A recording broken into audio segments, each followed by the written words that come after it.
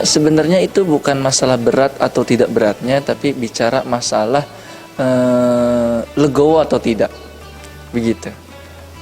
Kan mohon maaf di masyarakat kita, kalau kita punya, kalau sudah dianggap wangi, bau sedikit jadi omongan yang luar biasa. No anak ustadz no, gitu kan, kotor dikit no anak ustadz no, pakaiannya kurang bagus begitu. Tapi ya kita harus sadari itu, bahwa setiap manusia pun punya khilaf dan salah, misalnya begitu. Misalnya saya keliru apapun itu begitu. Ya bagi saya enjoy aja. Anaknya ustadz, anaknya kiai, pimpinan pesantren, enjoy aja begitu. Yang penting kita mengikuti, kalau kata ayah saya dulu menyampaikan nasihatnya, jangan sampai lampu merah ditabrak. Kalau udah lampu merah ditabrak, kena tilang kita tuh. Polisi datang, kita kena tilang. Kalau syariat Islam ditabrak, kita akan dapat teguran dari Tuhan itu.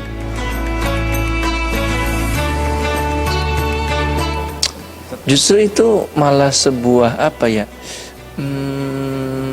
Caranya sendiri, modelnya sendiri. Setiap likulli syai'in muddatun tanqadi wa likulli syai'in asarun yuktabu. Dalam sebuah maqalah Arab seperti itu, setiap sesuatu ada zamannya, setiap sesuatu ada masanya.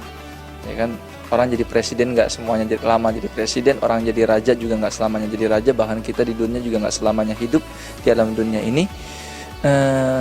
Dulu orang berdakwah melalui podium, sekarang orang berdakwah melalui cara apapun itu.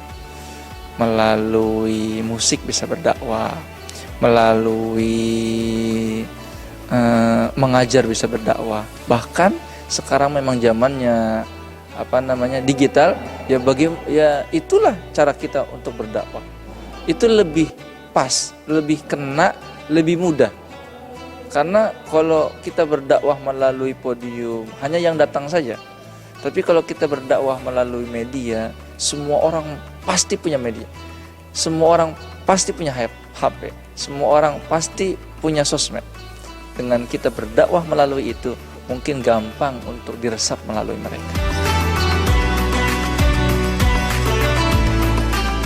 Kalau sekarang fase hidup saya bagi menjadi fokus dalam dunia pendidikan dulu, dalam mengurusi dan mengayomi santri-santri dulu, karena bagi saya setelah kehilangan sosok seorang pemimpin yang luar biasa bagi santri-santrinya, mungkin mereka banyak kehilangan. Karena yang kehilangan beliau mungkin kami keluarga besarnya, santri-santrinya, para majelis asatidz Pondok Pesantren Mumtaz Ibadur Rahman juga, para alumni-alumni dan jamaah-jamaahnya. Mungkin masyarakat umum juga bertanya-tanya, mungkin siapa yang menggantikan beliau? Santri juga bertanya-tanya, siapa yang akan meneruskan perjuangannya beliau? Ini yang saya berusaha untuk menjawab dulu. Dan jawaban itu mungkin 1 tahun, 2 tahun, 3 tahun, sampai betul-betul terjawab, mereka sudah percaya, santri-santri sudah betul-betul nyaman, wali-wali santri juga betul-betul percaya menitipkan anaknya, begitu. Mungkin setelah itu bisa kembali ke dunia entertainment atau sebagaimana seperti itu. Tapi fase yang pertama sekarang adalah saya bagaimana menjawab pertanyaan beliau. Apakah ada seorang penerus dari almarhum, bagaimana, percaya atau tidak? Nah, ini yang lagi saya bangun untuk bisa menjawab pertanyaannya beliau.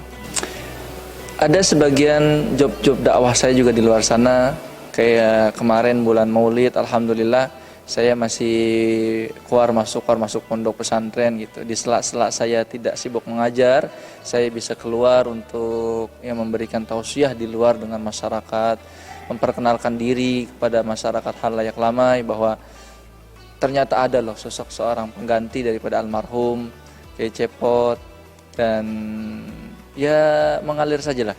Kalau misalkan ada jadwal saya pergi untuk bisa memberikan tausiah di luar, misalnya ada jadwal di dalam pesantren, jadwal ngajar dan sebagainya, ya bisa saya lebih mengutamakan di pesantren karena itulah tanggung jawab saya yang paling besar begitu. Jadi fleksibel antara waktu. Di Selasa kosong saya bisa keluar, Kalau berbenturan dengan pesantren, saya tetap bisa istiqomah di pesantren.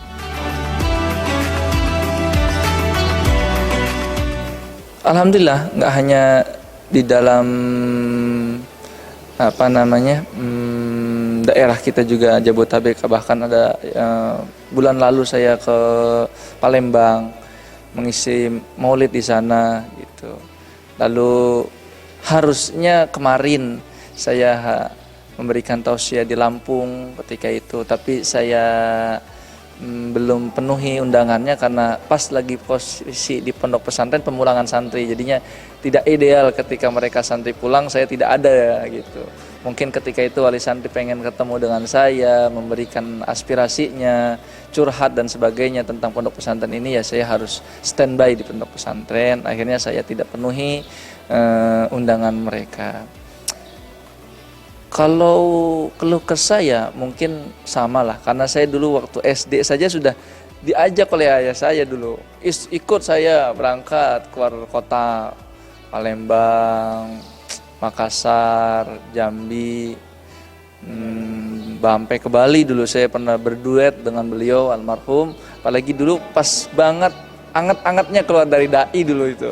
Jadi baru anget-angetnya saya berangkat sampai ke Bali, ceramah berdua di sana di tengah-tengah masyarakat Bali yang notabene beda agama dengan kita, beda keyakinan dengan kita, tapi luar biasa support daripada mereka tuh, semangatnya indah betul. Guyup, kompak di tengah-tengah derasnya hujan, tidak ada satupun yang angkat kaki dari sana, luar biasa. Ya ini juga kadang-kadang menjadi hal yang unik bagi saya. Bahkan gak hanya sekarang sudah tiada beliau gitu, masih adanya aja lucu gitu.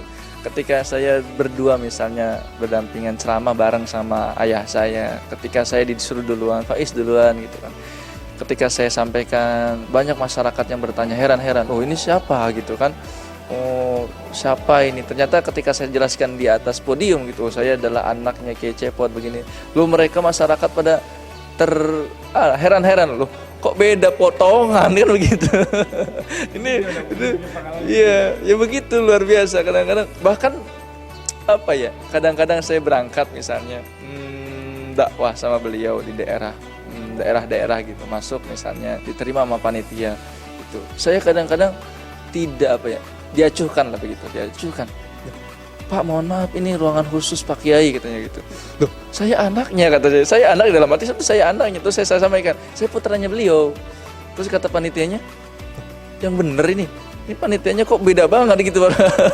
Itu ada lucu potongan-potongan cerita yang kayak begitu, itu yang selalu saya ingat begitu. Ya sekarang juga ya banyaklah masyarakat mungkin yang belum mengenal saya, tapi saya mencoba untuk mengenalkan diri, walaupun dari segi gaya berbeda, karakter berbeda, tapi tetaplah kita masih sama-sama punya visi yang sama. Beliau menyebarkan agama lewat dakwahnya, lewat pendidikan pesantrennya. Saya juga sekarang meneruskan perjuangan beliau.